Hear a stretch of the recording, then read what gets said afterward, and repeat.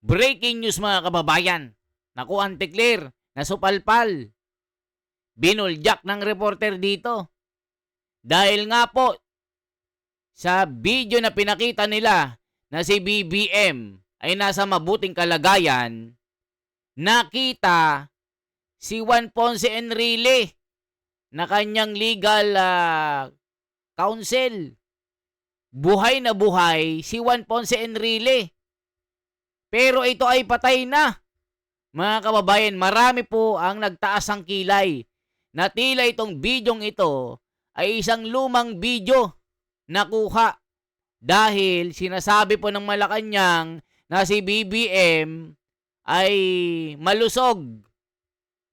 Kasi nga po yung mga nagsisirculate mga kababayan, si BBM ay nasa masamang lagay. At ito ay nakaratay sa isang hospital sa BGC. Pero ito ang napansin ng mga kababayan natin, na mga netizen, mga kababayan. Bago ko ipakita yung video na yon na si Enrile ay buhay na buhay, pakinggan muna natin itong video na ito na nasupalpal sa Antiklir. Ito po mga kababayan ko. Is the President well? Kumusta po siya? Definitely. Mamaya po ay magkakaroon po siya. Naunahan mo na ako. May bibigay pa naman akong good news. Magkakaroon po mamaya ng oath-taking with the vice mayors. O ayan mga kababayan ko. Sabi ng Antiklir, oy, okay si BBM. Sabi kasi ng reporter, is BBM okay? Oo naman. Magkakaroon nga ng mayor's oath-taking Pero yung video na yun, mga kababayan, nandun si Enrile. Binuhay si Enrile. Hala ka. Kaya sabi nga ni Jason sa, tila recycled video ito. Sabi naman ng mga netizen, galing-galingan nyo sa pag-e-edit. Ginagawa nyong bobo ang mga Pilipino. Bakit buhay si Enrile? Nako, mga kababayan ko, ituloy pa natin ha. Ito po ang balita. Nako, nasupalpal si Antiklir dito. So, meron po siyang event. So there's no truth to talks about the president being ill. Kanino po ba galing? May mga social media posts po raising questions about the president's health. Tayo naman po ay mainstream media. Siguro mas mangingibabaw dapat ang mainstream media kaysa sa mga SOCMED na walang basihan. O ayan mga kababayan na ngayon po ipapakita ko yung video. Ito po yung video mga kababayan. Ipakita ko sa inyo. Ito po mga kababayan ha. Ipakita ko po itong video nito na buhay si Enrile. Nako po mga kababayan ko, nabuko sa Antiklir. Totoo kaya ang bidyong ito? Naniniwala naman kami kay Antiklir na malusog si BBM. Pero utang na loob naman. Huwag nyo naman gamitin yung video na buhay pa, yung taong patay na, ayan o. Ko naman, ginagawa nyo masyadong tanga ang Pilipino. Hoy, wala na tayo sa 19 kopong-kopong para bilog-bilugin nyo ulit ang mga utak namin. Kung noon yung mga tao noon kaya nyong paikutin, sa simpleng news, kaya nyong pabilugin ang utak. Ngayon hindi na. Ayan o, si Enrile. Mga kababayan ko, ayan po. Yan ang sinasabi natin. Antiklir, nasupalpal dito. O ito pa, mga kababayan ko. Baka sabihin nyo, nagjo-joke na naman tayo at fake news tayo. Tignan nyo po ito. Sikat po ito mga kababayan ha. Ito po. Hoy, kamusta na? Anong update? Uy, bakit magkasama si PBBM at saka si Enrile? Di ba? Double meaning pa naman tong photos na to. Si Enrile nasa langit. Asan si BBM? Hala ka. Kayo alam nyo na. Alam nyo, be careful for what you wish Hala for. ka. Baka magkatotoo, mahirap na. Naku po. Naku po. Masyado kayong napaghahalataan. Masyadong kabado. Masyadong kabado ang administrasyon ngayon. Todo paspas kayo ngayon sa impeachment kay Sara. Di ba? Tandaan, bumabaliktad na ngayon si Remulla. So, ibig sabihin, may nangyayari. Bumabaliktad na siya, sinasampahan na niya ng kaso si Romualdez, no? At saka sino ba yon? Yung, sino nga ba yun? Yung isang senator? Di ba? Sinasampahan na niya ngayon. Parang bumabaliktad ang hangin. Ayan, mga kababayan ko, yun nga, yung nangyari, yung video na pinakita nila, nandun si Enrile. Ngayon kasi, yung mga kababayan natin, gising na. Na tila itong video na ito ay lumang-luma. Bakit buhay si Enrile? Na matagal nang patay. Naku po, Auntie Claire, paano mo sasagutin ito? Bakit itong off-taking ng mga mayor tila recycled video na lumang-luma? Hala ka. Dahil nga po sa mga kumakalat na mga video na may masama di umano na nangyari kay BBM, pero pinabulaanan ng palasyo na si BBM ay malakas at walang sakit. Ano kaya ang totoo, mga kababayan? Bakit yung video binuhay si Enrile? Eto po ha, i-check natin yung isang video dito. Magugulat kayo dito, mga kababayan ko. Eto po, mga kababayan. Ito yung video. Na may sakit si Pangulong Bongbong Makikita Marcos. nyo siya Diin ni dito. Palace Press Officer, President PCO Undersecretary Claire Castro, maayos nga ang lagay ng Pangulo.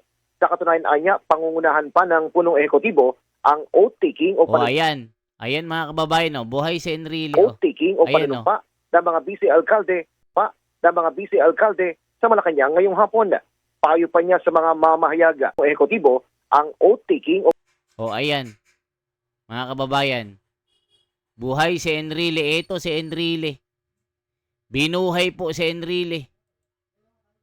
Mga kababayan ko, buhay na buhay si Enrile dito sa video na ito. Na si BBM ay kasama ang mga Mayor's League na nag-oath-taking, nanunumpa. Nako, mga kababayan ko. Ito na sinasabi natin. Ito na, mga kababayan ko. Nako, panoorin po natin ito. Itong video ni Auntie Claire. Ito, supalpal dito si Auntie Claire. So, wag po tayo masyado maniwala. Ang dami-dami pong fake news. Pati po ako ay binibiktima ng fake news. Which is precisely why I'm asking, ma'am, kung ano po yung state of health ng Pangulo. Maayos po siya. Mamaya po, maaari niyo po siguro malaman at baka kayo ay maimbitahan sa oath-taking mamaya po. Thank you. Sunod na tanong mula kay Katrina Domingo, ABS-CBN. Good afternoon, Undersecretary. As earlier discussed, yung oil excise tax, papataw lang po siya doon sa mga... Ayan, mga kababayan. Sinasabi ni Auntie Claire na si BBM ay nasa mabuting kalagayan. Pero dito, mga kababayan ko, ito. Ako po, yari. Ayan, no? Mga kababayan ko, tignan po natin ito, ha?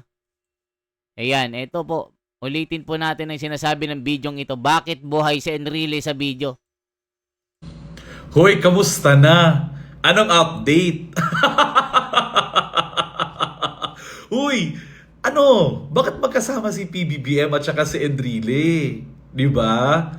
Double meaning pa naman tong photos na to. Si Enrile nasa langit. Asan si BBM? Kayo alam nyo na. Alam nyo, be careful for what you wish for. Baka magkatotoo, mahirap na. Grabe, no? Masyado kayong napaghahalataan. Masyadong kabado. Masyadong kabado ang administrasyon ngayon. Todo paspas kayo ngayon sa impeachment kay Sara. Di ba? Tandaan, bumabaliktad na ngayon si Remulla. So, ibig sabihin, may nangyayari. Bumabaliktad na siya, sinasampahan na niya ng kaso si Romualdez, no? At saka sino ba yon? Yung Escudero. sino nga ba yun? Yung isang senator, di ba? Sinasampahan na niya ngayon. Parang bumabaliktad ang hangin. Kayo talaga, masyado kayong kabado. What if? Anong mangyari kung si Sara Duterte ang makapunta sa Malacanang? Naaawa ako. Anong mangyayari sa Quadcom?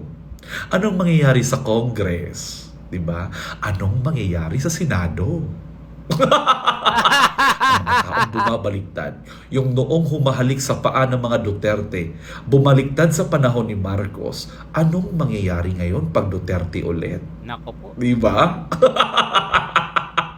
Minsan, mayayaman naman na kayo. Ilang taon na rin kayo nanungkulan sa Pilipinas. I'm sure marami kayong savings na. I-make sure ninyo pag nag-edit kayo ng photos, tanggalin ninyo yung mga taong wala na.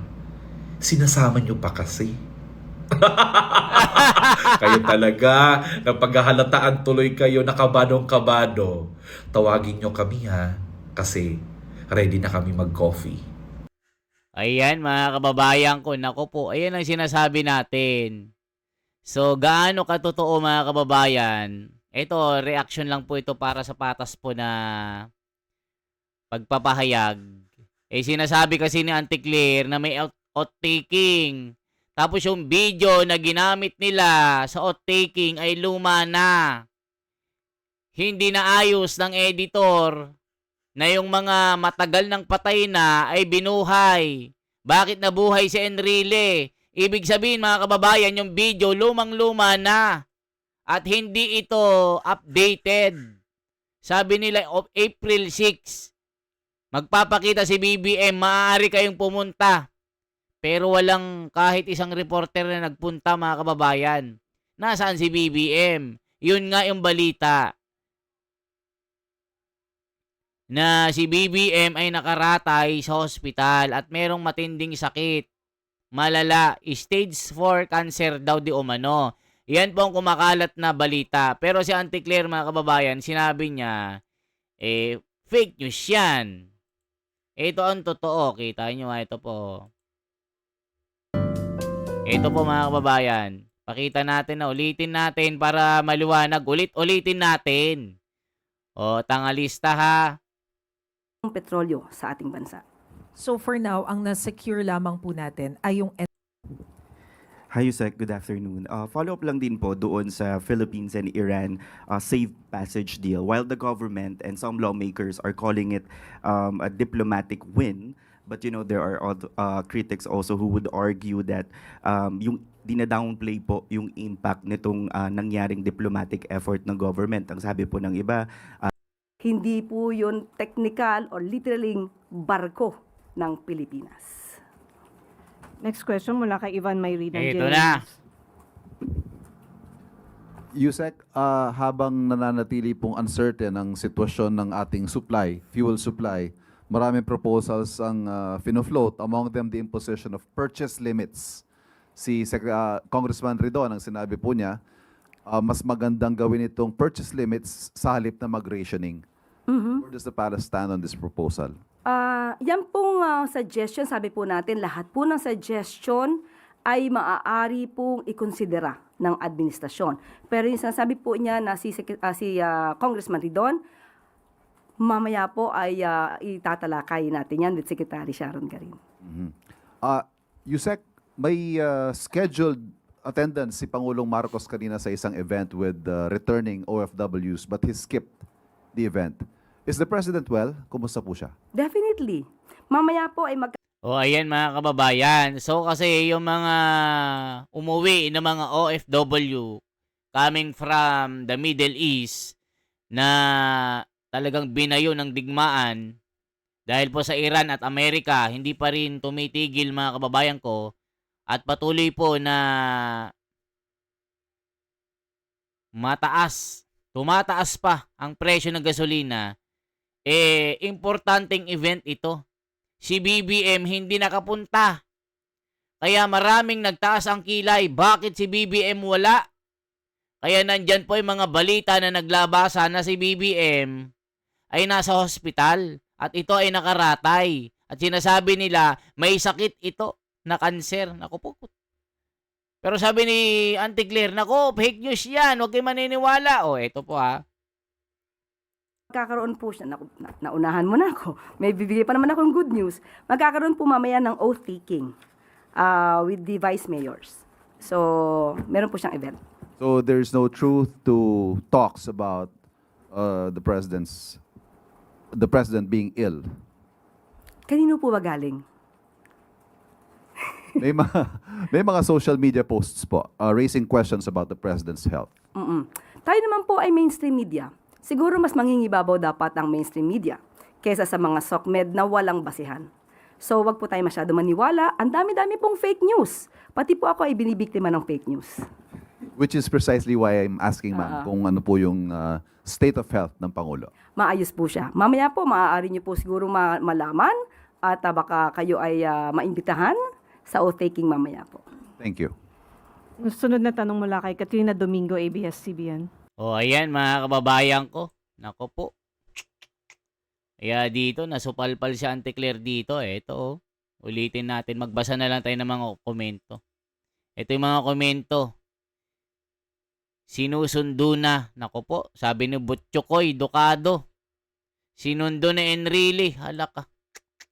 Malapit na tayo sa exciting part kaya chill lang muna. Nako po. Papunta na tayo sa exciting part. Sabi ni Rizali. Rochelle Balato. Isa-isa sila, ha, tagumpay. Ayan, mga tangalis ito.